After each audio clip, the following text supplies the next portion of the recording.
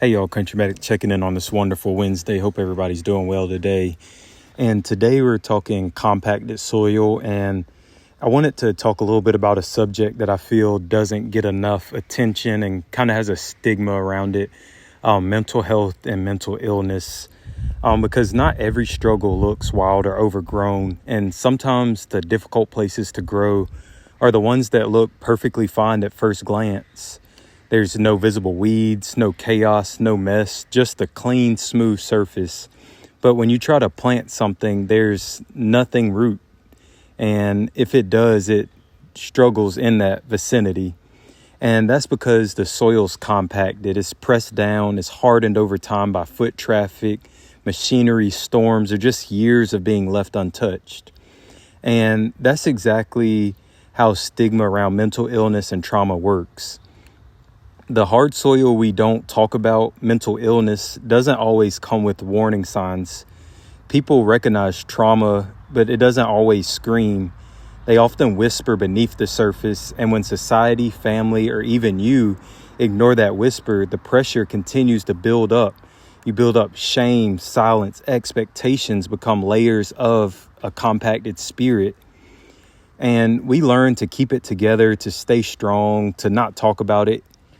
So what we do over time is an unspoken weight that packs down tight, kind of like the untouched ground that's very packed down. But compacted soil, it can't breathe. It actually repels water. It suffocates the roots of our plants. And it may look neat, but it's not ready to grow. And so before planting anything meaningful, whether it's a crop, a boundary, or a fresh start, you've got to break up the ground.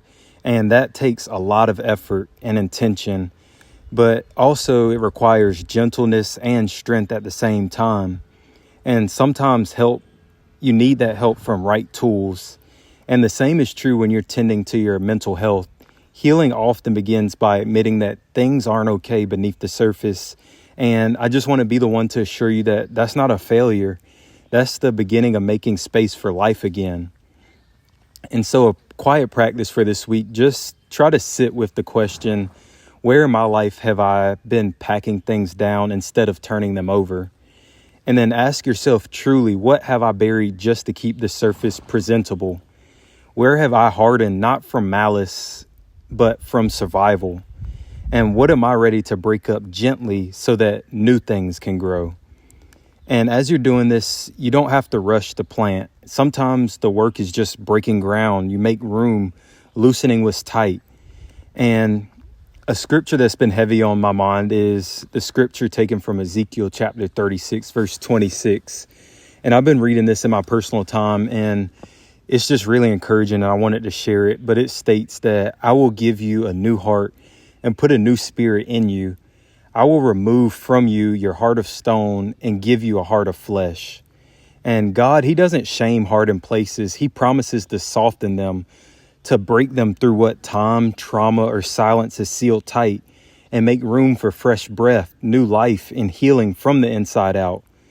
So some sow and sip lessons for this week is healthy things grow when we tend not just what's visible, but what's buried underneath. Mental illness and trauma deserve care, not secrecy. Whether you're ready to plant, prune, or simply pause and breathe, know this, that your healing is holy work. You are not broken soil. You are a living garden worth tending. So thank everybody for checking in today. We'll see you guys on the next one. I hope everybody's doing well today. And if you have any questions or you're looking for any tips, just comment down below and we'll see if we can help you out. Y'all have a good one. Y'all stay safe today.